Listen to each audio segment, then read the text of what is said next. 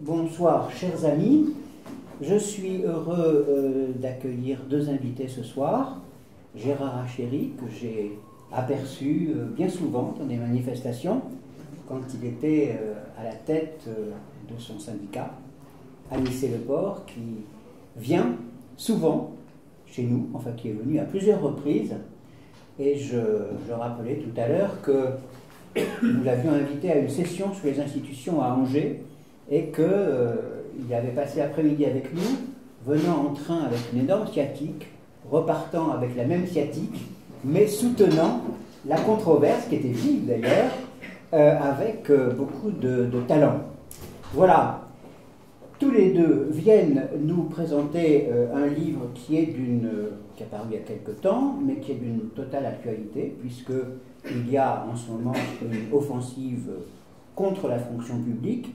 Il s'agit de savoir ce que c'est que la fonction publique, de rappeler ses principes et de voir comment elle peut s'améliorer si on défend justement ces principes. Alors je vais passer la parole successivement à Gérard Hachéry et ensuite à Anissé, s'ils veulent bien nous présenter le livre qu'ils ont écrit en commun. Merci d'être là ce soir. La fonction publique est un objet qui est sans doute pas bien connu, y compris des fonctionnaires lui-même. Et un objet qui est aussi souvent fantasmé. Je m'explique. La fonction publique, ça représente 5 400 000 personnes. Alors, à quelque chose près, dans le livre, il y a le chiffre exact, mais peu importe. 5 400 000 personnes auxquelles on peut ajouter environ 600 000 personnes qui sont des agents de service public sans être des fonctionnaires. Et ces 5 400 000 personnes, c'est 20% de l'emploi total en France. Et en même temps, la fonction publique est très souvent vécue, ou en tout cas présentée, comme le lieu des privilèges, comme le lieu de la sclérose, de l'immobilisme. Et il n'y a pas très longtemps, en octobre dernier, 2017, est sorti un sondage, une enquête d'opinion faite par l'Institut Odoxa, à la demande d'une banque mutualiste dont j'ai oublié le nom, et aussi de France Info et du Nouvel Observateur, qui montrait quelques paradoxes. On demandait aux Français, enfin aux personnes sondées, qu'est-ce qu'ils pensaient, non pas, le terme des employés n'était pas service public, mais secteur public, ce qui est un peu plus flou et un peu plus large, et ce qu'ils pensaient des agents du secteur public. Et à une large majorité, c'est-à-dire 63-64%, la réponse était une opinion soit très favorable, soit assez favorable. C'est-à-dire un total favorable, relativement élevé, même si on a connu par le passé des scores beaucoup plus importants. Les sondeurs avaient posé aux fonctionnaires la même question, plutôt leur avaient dit, posé la question, que pensez-vous que les Français pensent? Et les fonctionnaires, à 60 et quelques pourcents, disent penser que les Français ont une mauvaise opinion de la fonction publique et de eux-mêmes. Ça, c'est un premier paradoxe. Mais, deuxième élément, quand les sondeurs ont posé la question autour de toute une série de qualificatifs pour demander et aux Français et aux agents des services publics quel était le qualificatif qui s'appliquait le mieux aux agents des services publics. Et pour les Français, à 79%, celui qui s'applique le mieux, c'est le qualificatif de privilégié. Alors que le qualificatif au service de l'intérêt général vient bien loin. Alors les fonctionnaires ou les agents des services publics sont sympathiques, sont privilégiés, puis ils sont sympathiques, ils sont compétents. Ils ne sont pas très travailleurs, ils ne sont pas très efficaces, ils ne sont pas proches des préoccupations des gens.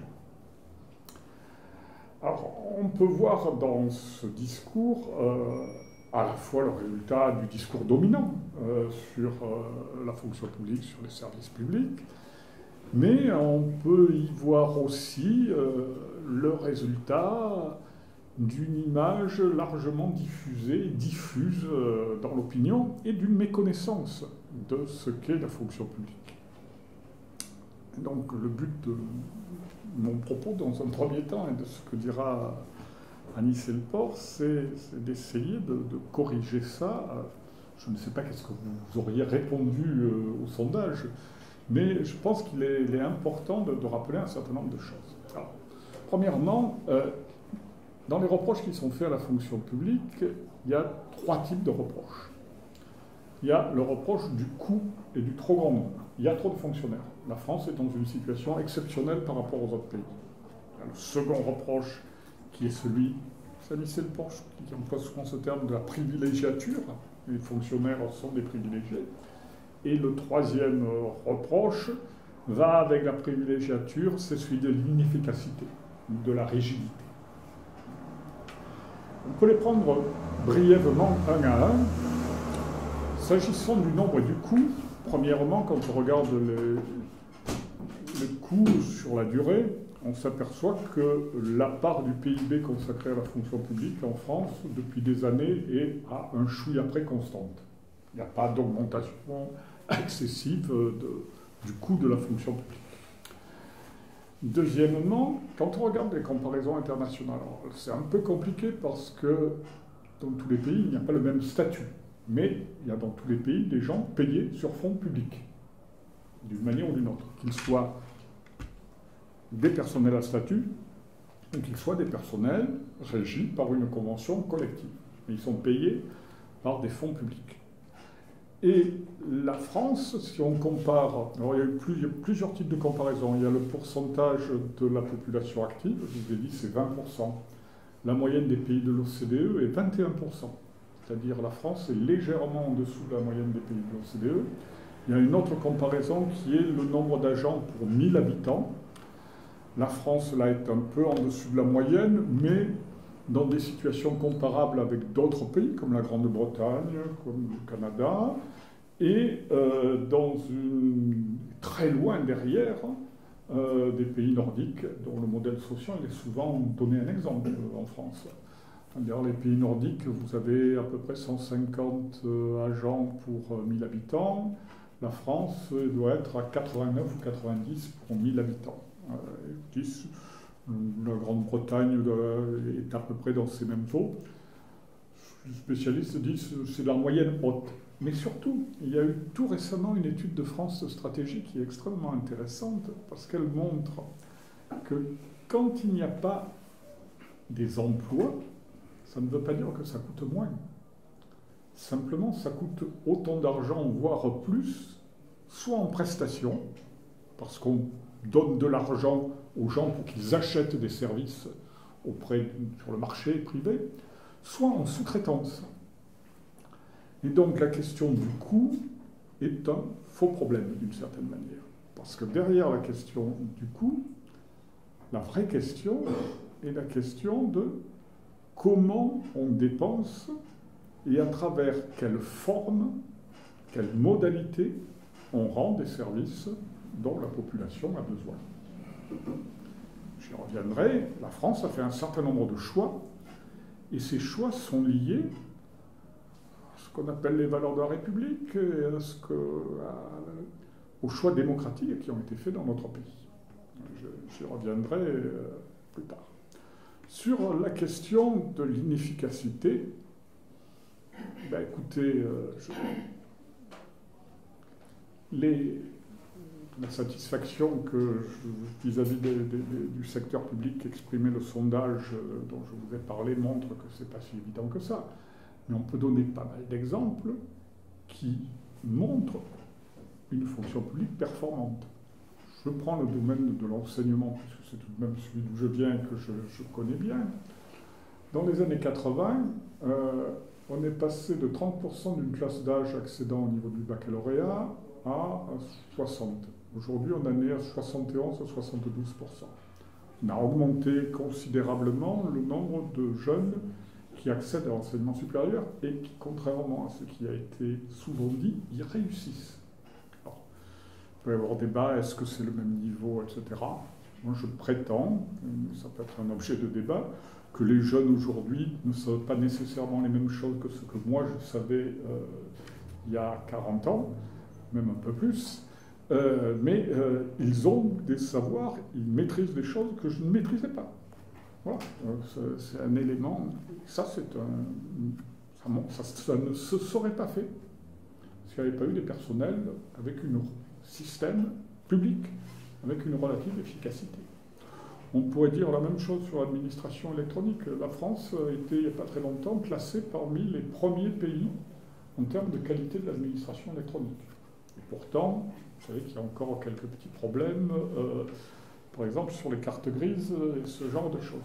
Il n'en reste pas moins que dans les comparaisons internationales, la France est bien classée. Et quand on interroge les investisseurs étrangers, une des raisons pour lesquelles ceux qui choisissent la France le choisissent, c'est entre autres la qualité des services publics, services d'éducation, services de santé, transport, etc. Voilà. Quant aux privilèges, et là ça nous ramène au sens de la fonction publique, ce qu'on appelle les privilèges ne sont rien d'autre, n'est rien d'autre qu'un ensemble rationnel et articulé de droits et d'obligations qui sont liés à la nécessité de prendre en charge l'intérêt général en suivant un certain nombre de principes qui sont les principes fondateurs des services publics. Et c'est ça que je veux développer. Je regarde l'heure, excusez-moi, pour ne pas être trop long. C'est ça que je voudrais développer un peu plus brièvement. Alors, je vous l'ai dit, la fonction publique, c'est 5 400 000 personnes. Qu'est-ce qui caractérise ces 5 400 000 personnes et qui les différencie des autres, des 20 millions de Français qui ont un emploi? C'est que leur emploi, leurs conditions de travail, de rémunération sont régies par un statut et non pas par un contrat. Un statut, c'est une décision unilatérale du pouvoir politique à travers une loi et à travers des textes qui découlent de la loi avec une hiérarchie des normes, décrets, arrêtés, etc., qui régissent, et je le répète, de manière unilatérale les relations de travail.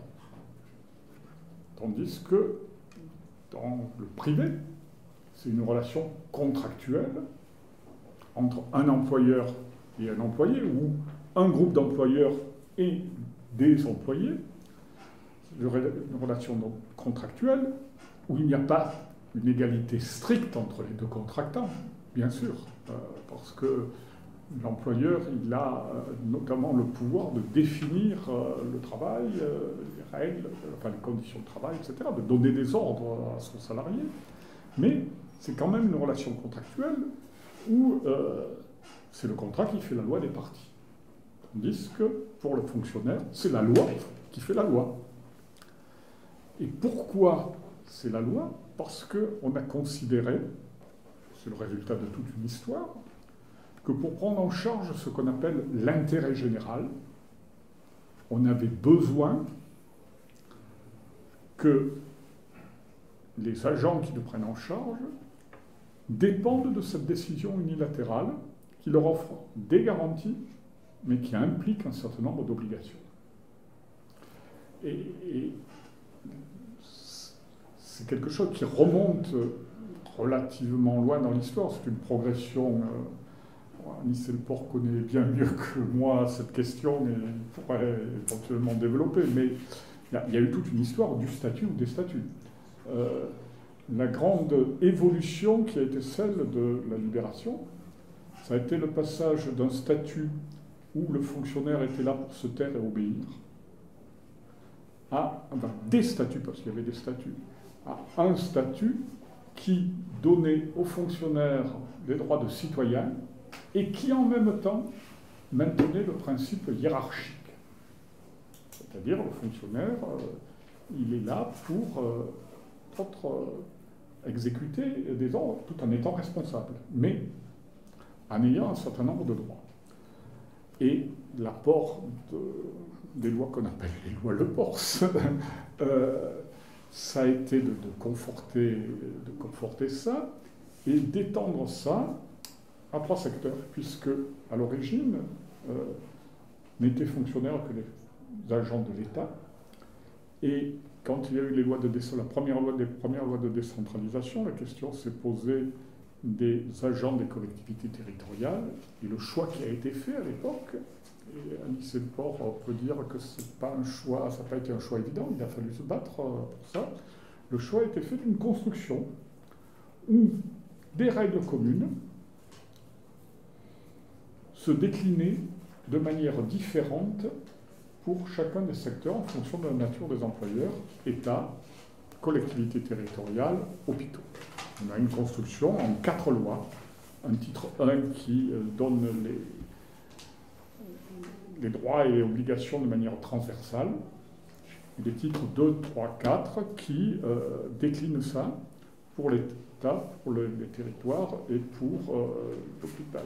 Ce qui fait qu'il y a à la fois une fonction publique et 3 fonctions publiques, ou 3 versants de la fonction publique qui s'articulent de manière harmonieuse. On a unité et diversité en même temps. Mais surtout, cette construction, elle s'est faite autour d'un certain nombre de principes qui correspondent aux principes des services publics, ou plutôt qui répondent aux principes des services publics. Il y a toute une histoire des services publics sur laquelle je ne vais pas revenir, mais qu'on pourrait développer. Et encore une fois, Anicet Le Pors connaît ça mieux que moi. Il y a toute une histoire des services publics, mais il y a eu une construction à la fin du XIXe siècle autour d'un certain nombre de principes, notamment les principes d'égalité de traitement, les principes de continuité, les principes d'adaptabilité, et on peut dire le principe de laïcité, qui sont constitutifs des services publics, pour prendre en charge l'intérêt général et, je dirais, assurer l'effectivité des droits de chacun. Et la fonction publique a été construite à partir de ça. Cette construction, c'est la construction d'abord d'une fonction publique dite de carrière. C'est-à-dire, le fonctionnaire est nommé dans un grade, il est recruté dans un grade, et il va occuper les emplois correspondant à ce grade et va avoir une progression de sa carrière, c'est-à-dire de sa rémunération, entre autres, mais pas seulement de sa rémunération, au fur et à mesure qu'il avance en âge ou en mérite, parce que les deux comptent. Et si l'emploi disparaît, il reste dans son grade et va occuper un autre emploi. C'est ça qui constitue ce qu'on appelle la fameuse garantie de l'emploi des fonctionnaires, et qui est souvent reprochée aux fonctionnaires. Mais il faut bien voir que cette garantie-là, et cette construction de carrière, ça a pour le citoyen, pour l'usager, une double conséquence positive. Première conséquence, c'est censé, alors dans la pratique c'est un peu plus compliqué que ça, mais quand même, on a une fonction publique globalement honnête, assurer l'indépendance par rapport aux pressions locales du fonctionnaire, mais aussi, ça a comme conséquence que le fonctionnaire, il va où on lui dit d'aller. C'est-à-dire, il va là où les besoins l'appellent. Et ça permet d'assurer la continuité de l'action publique, ça permet d'assurer aussi l'égalité de traitement. Donc, cette construction, c'est un des premiers principes, et ça renvoie à la question de l'indépendance. Un deuxième grand principe, qui est le principe de l'égalité de traitement. Le fonctionnaire doit assurer l'égalité de traitement, et ce que je viens de décrire est une manière d'assurer l'égalité de traitement, mais aussi la laïcité, la neutralité du fonctionnaire doit assurer l'égalité de traitement, et en même temps, le fonctionnaire lui-même doit être traité en fonction des principes d'égalité. C'est ce qui justifie le recrutement par concours. Le recrutement par concours, d'abord, est destiné à assurer l'égalité devant l'accès à la fonction publique. C'est-à-dire, là aussi, dans la pratique, c'est un petit peu plus compliqué que ça. Mais le recrutement ne se fait pas, je vais dire, à la tête du client. Il se fait en fonction du mérite qui est censé être mesuré dans des conditions qui assurent l'égalité de traitement de tous les candidats. C'est ça. Et la troisième grande idée, c'est la responsabilité du fonctionnaire. Le fonctionnaire doit rendre compte de son action. Il en est responsable. Ça veut dire qu'il a une marge dans la mise en œuvre de l'action publique et qu'en même temps, s'il ne fait pas bien, il doit rendre des comptes. Il est responsable devant sa hiérarchie, il est responsable devant les usagers, devant l'opinion, etc. C'est cette construction qui est une construction, je ne dis pas originale, parce que d'autres pays ont la même construction, mais qui a été poussée loin en France, et qui est un élément important du fonctionnement de notre société.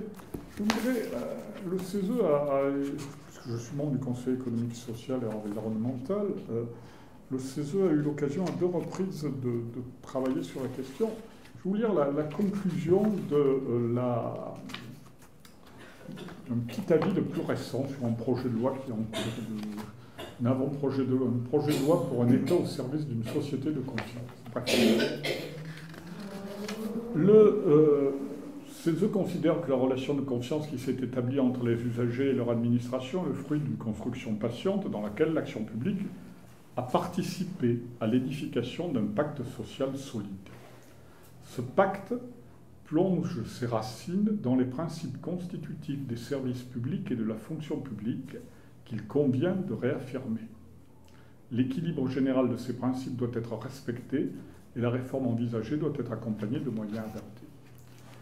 Mais l'idée forte, c'est que l'existence d'une fonction publique qui est liée à celle des services publics est liée à un pacte social qui traverse la société.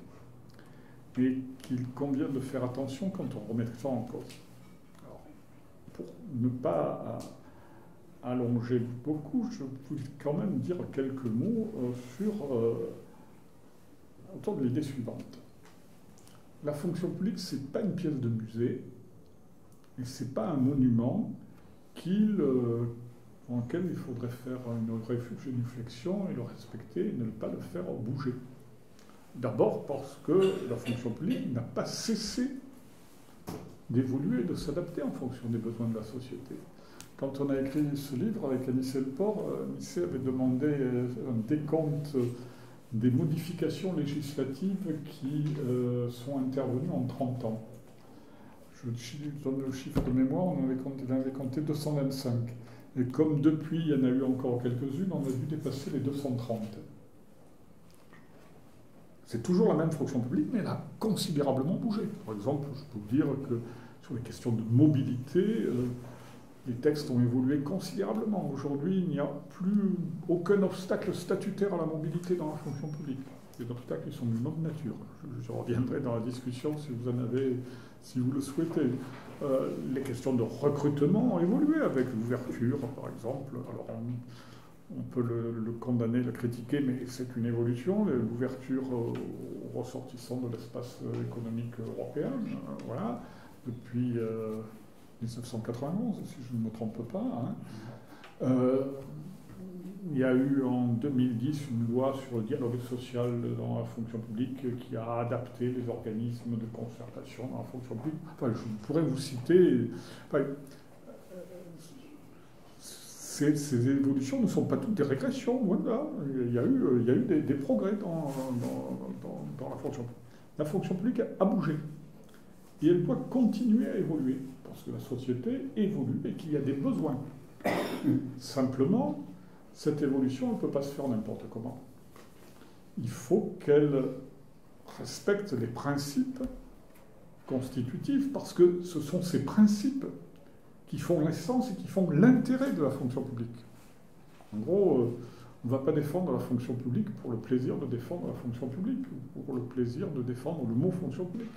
On défend la fonction publique parce qu'elle a un intérêt, pas seulement pour les fonctionnaires, mais pour les usagers, pour les citoyens, et pour la société elle-même, pour la cohésion de la société. Or, ces évolutions, elles peuvent être de plusieurs natures. Il y a besoin de faire évoluer l'articulation entre fonction publique territoriale et fonction publique d'État. Je le cite, pour ne pas faire très long, on pourra en reparler. On a besoin, dans la fonction publique, d'une gestion prévisionnelle des effectifs et des conséquences, et des compétences, pardon. Parce que la fonction publique est une construction rationnelle, est une construction qui permet justement de gérer en pensant à l'avenir. Sauf que ça ne se fait pas, parce que la gestion, elle se fait au jour le jour, en fonction des contraintes budgétaires annuelles. Et là, il y aurait quelque chose à faire évoluer si on veut répondre aux besoins. Je vous donne un seul exemple. Prenez le monde de la recherche. Les chercheurs, ça ne se forme pas en quelques mois ou un an. On sait à peu près combien de gens vont partir à la retraite. On connaît la pyramide des âges. On pourrait très bien réfléchir sur la durée et commencer à recruter de jeunes chercheurs avant que les plus anciens soient partis. Ça permettrait des formes de tuilage, de transmission de l'expérience, etc. Et alors qu'aujourd'hui, on a des à-coups avec des postes qui sont vacants et des gens qui attendent d'être recrutés et qui ne le sont pas. Et encore une fois, ce n'est pas une question de statut, c'est fondamentalement une question de gestion, de la manière dont la fonction publique est gérée. Il y a besoin, mais je termine aussi, de prendre en compte l'évolution et le travail, le rapport au numérique. C'est une question complexe, je pourrais y passer une demi-heure, donc je me contente de le mentionner, mais c'est une vraie problématique. Et puis, il y a sans doute besoin de réfléchir à l'évolution des rapports entre fonction publique, service public et usagers, et la place des usagers dans le service public. C'est une question compliquée à débattre, parce qu'en théorie, c'est l'homme politique élu qui est porteur de l'intérêt général. Et le fonctionnaire prend en charge l'intérêt général qui a été défini par le politique. Mais l'action publique, c'est aussi une coproduction avec ceux qui en sont les sujets. Et eux-mêmes ont une expérience d'usage. Ils savent, quand on est usager des transports en commun, on sait aussi qu'est-ce qui est utile comme gare à mettre en place, etc. Et donc, la question d'associer les usagers est une vraie question. Et en même temps, elle n'est pas simple à traiter, parce que qui est-ce qui représente les usagers? C'est parfois un peu compliqué. Dans l'éducation nationale, on sait à peu près. Il y a des parents d'élèves et des élèves. Donc, d'ailleurs, il y a dans les instances des écoles, des collèges, des lycées, il y a des représentants. Qui est-ce qui est usager, je ne sais pas, de la Direction générale des finances publiques, c'est un peu compliqué. Qui est usager de la police, c'est aussi un peu compliqué. Donc, c'est une question qui n'est pas simple à résoudre, mais qui mérite et qui a besoin d'être posée. Donc, je suis désolé, j'ai peut-être été un petit peu long, mais on pourra, je n'ai pas tout dit, mais on pourra revenir après. Anicet. Je ne vais pas redire les mêmes choses que Gérard, qui a dit l'essentiel. Comme on travaille beaucoup ensemble, bien, on aurait tendance à... Il n'y a pas de la transmission de pensée, mais oui, c'est un symbiose. Donc j'ai envie de prendre une sorte de contre-pied impertinent, peut-être, pour que dans le débat, il y ait des points d'appui différents. Moi, je suis par nature un optimiste. Et dans une situation aussi névrotique que celle dans laquelle nous nous trouvons, je m'efforce de trouver, et je crois que je trouve, des raisons d'optimisme. D'un optimisme raisonné, pas d'un optimisme béat, bien sûr. Et je cherche ces raisons d'optimisme dans le passé, dans le présent et, tant qu'il est possible, dans l'avenir. Dans le passé, je me suis interrogé pour demander si, au regard du sujet dont nous traitons, il y a des tendances lourdes en longue période, j'entends longue période 7 à 8 siècles, qui suggéreraient que des irréversibilités se sont créées. Je vois 3 tendances lourdes de cette nature. Et la première, c'est une sécularisation du pouvoir politique qui entraîne une autonomisation de l'appareil d'État et une expansion administrative continue. Alors, par opportunisme, comme je suis à la nare, je partirai de Philippe le Bel, qui, je crois, était un grand roi, effectivement. Philippe le Bel, c'est celui qui a réglé la crise financière qu'il connaissait en supprimant ses créanciers. C'est Philippe le Bel qui a fait venir le pape Clément V en Avignon pour bien manifester que c'était lui, le patron, pas l'inverse. C'est Philippe le Bel qui a créé le Conseil d'État du roi parce qu'il ne souhaitait pas que les litiges qui impliquaient la royauté, censée défendre le bien commun pour l'ensemble des sujets, soient traités par les tribunaux ordinaires. Il fallait donc une instance spéciale, d'où la dualité des juridictions qui existent en France et qui continuent d'exister aujourd'hui. Ensuite, je développerai un raisonnement que sans doute beaucoup ici connaissent, puisque je sais que Marcel Gauchet a été invité plusieurs fois, c'est-à-dire le passage de l'hétéronomie à l'autonomie, avec donc au départ la séparation du roi d'avec Dieu, et à travers 3 autres bipolarisations de rupture. Aujourd'hui, on en serait, c'est l'hypothèse que par ma part j'avance, on en serait dans une bipolarisation entre l'individu et le genre humain. Je n'entre pas dans le détail. Je retiens simplement sécularisation du pouvoir politique, autonomisation de l'appareil d'État et expansion administrative. Deuxième tendance lourde, c'est la socialisation des financements nécessaires aux sociétés complexes que nous connaissons et à la réponse exigée de besoins fondamentaux incompressibles et dont le montant est croissant.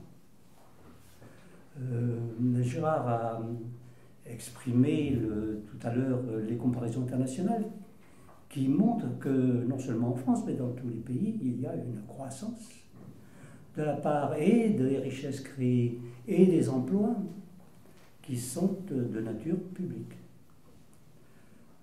Pour ne pas reprendre l'exemple des emplois pour 1000 habitants, auxquels bien entendu je souscris, je prendrai simplement les prélèvements obligatoires. Pour ne pas prendre la dépense publique, qui est un peu discutable parce qu'il y a tellement de dépenses de transfert que ce n'est pas l'État qui dépense, mais c'est les gens qui sont bénéficiaires des transferts.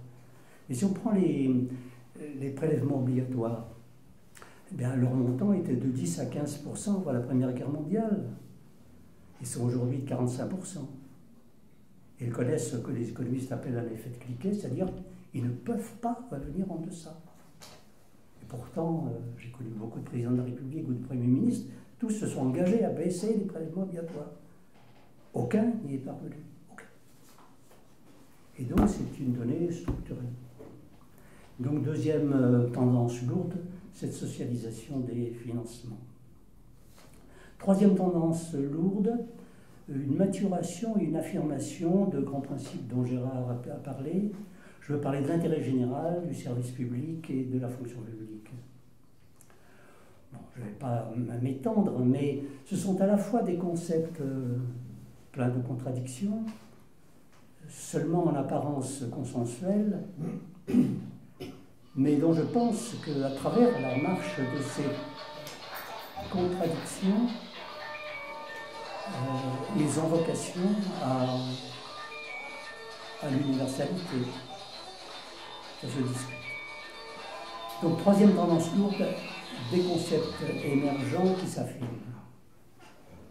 Alors, les questions qui sont posées, si ces tendances sont lourdes, sont-elles lourdes au point qu'on ne puisse les remettre en cause? Et si on ne peut pas les remettre en cause, eh bien, ça veut dire que les ondes porteuses à l'évolution de la société sont éminemment favorables au service public et à la fonction publique.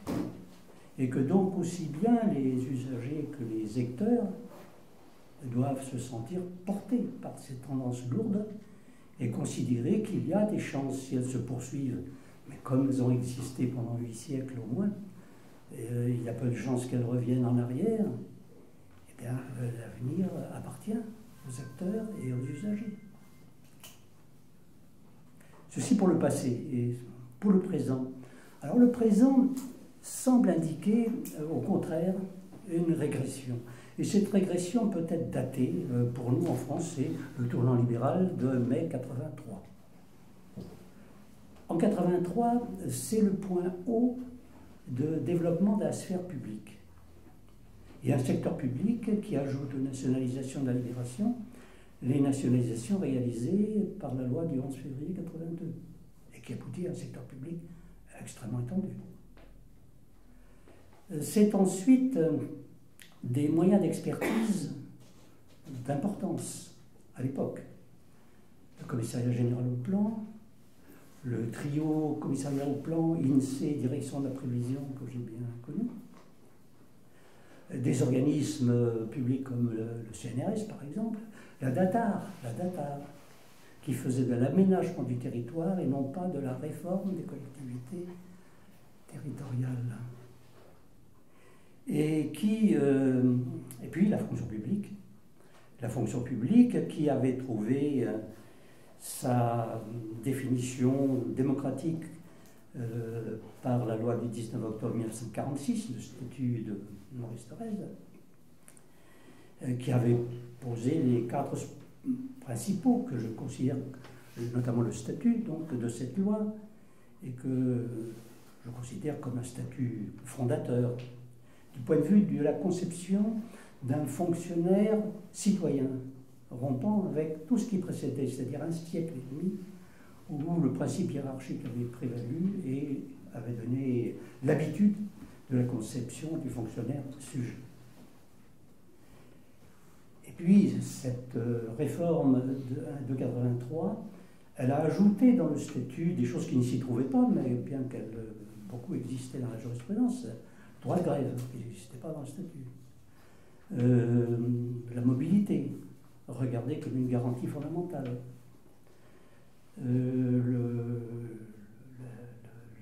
L'obligation de formation permanente. Enfin, un certain nombre le pouvoir de négociation reconnu expressément aux organisations syndicales, etc. Et puis une expansion qui a fait passer la fonction publique de 700 000 agents publics concernés par le statut, fonctionnaires de l'État avant la Première Guerre mondiale, 1 100 000 après, au moment du statut de 1926, 2 millions quand je suis arrivé au gouvernement, 4,6 millions quand je suis parti, 5 millions, 4 ou 5 aujourd'hui. L'évolution est imparable. Alors ça, c'est le point haut, je dirais, qui n'a pas duré longtemps, car côté secteur public, il y a eu les privatisations et les dérégulations.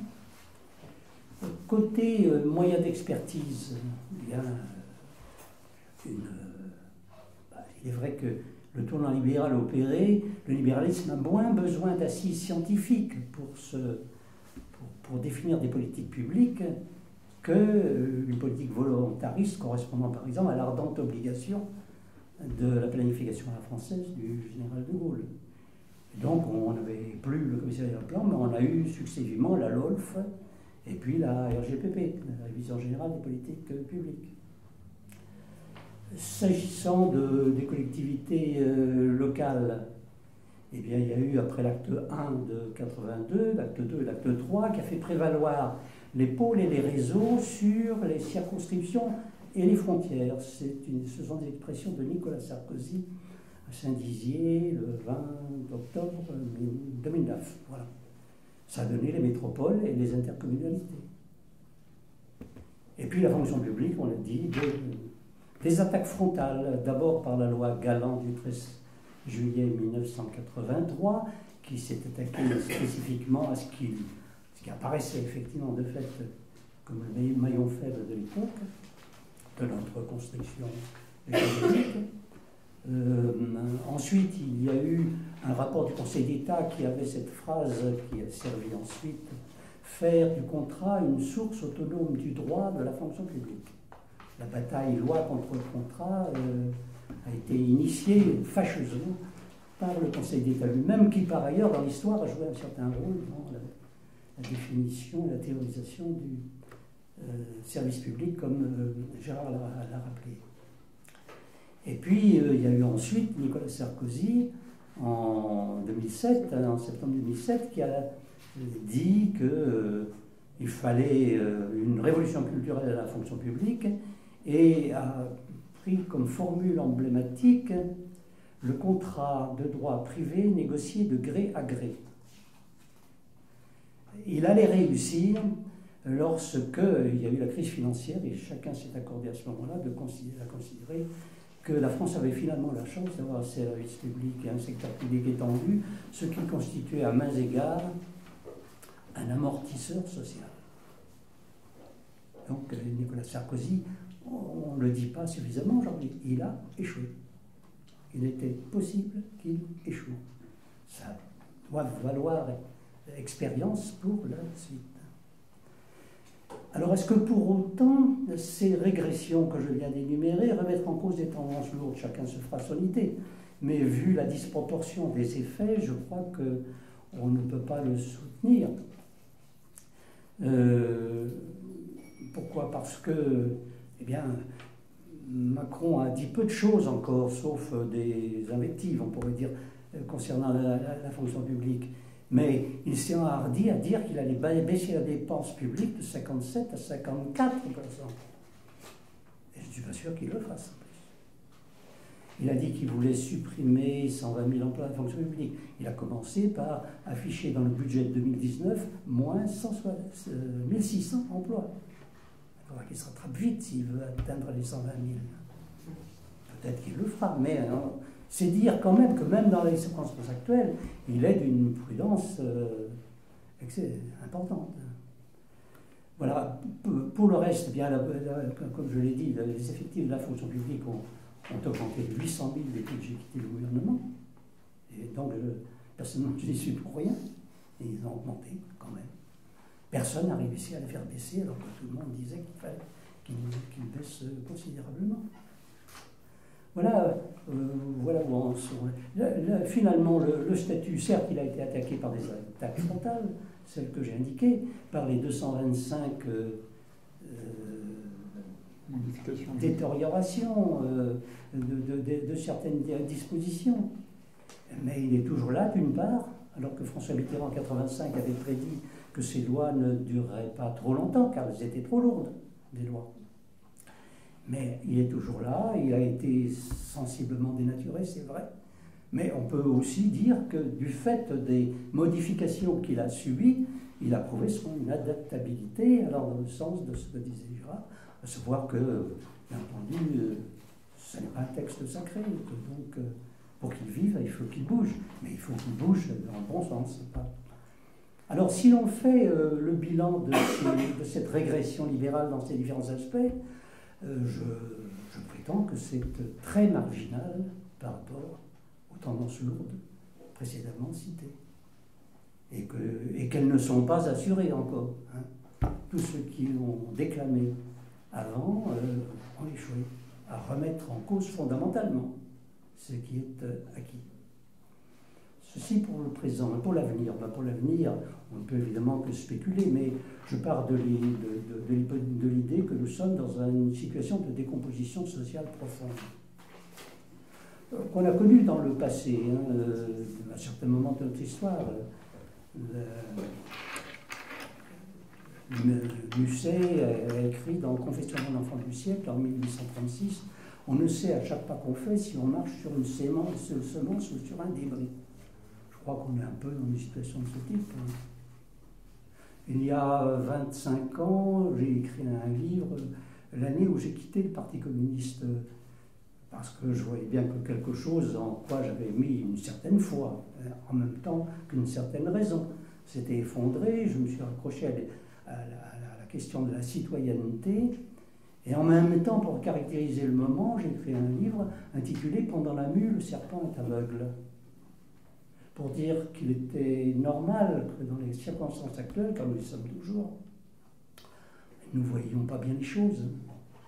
Nous quittons un siècle prométhéen qui, comme Prométhée, s'est mal terminé.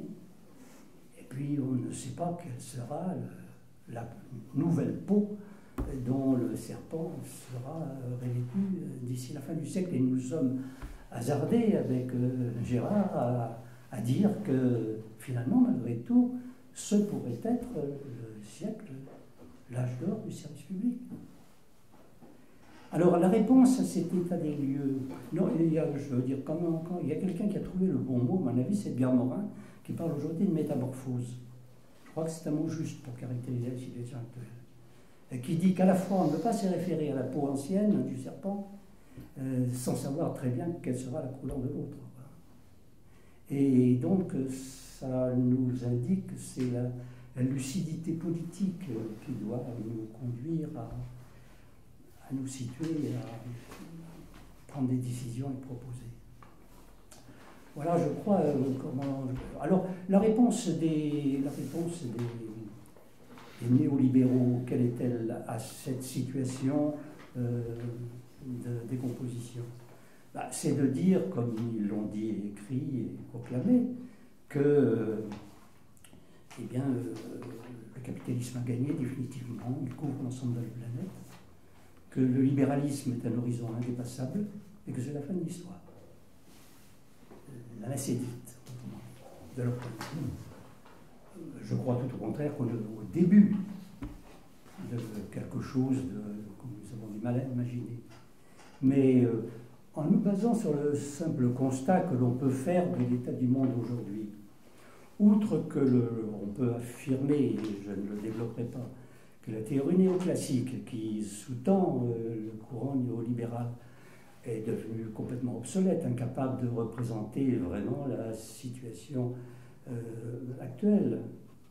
Mais le monde tel qu'il est, c'est un monde d'interdépendance, c'est un monde d'interconnexion, c'est un monde de coopération, c'est un monde de solidarité. Et toutes ces formules se condensent en France dans une expression, le service public.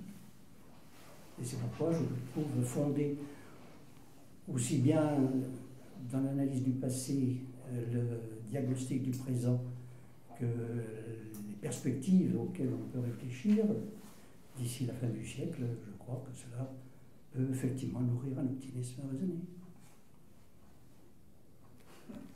Merci beaucoup, Monsieur le Ministre.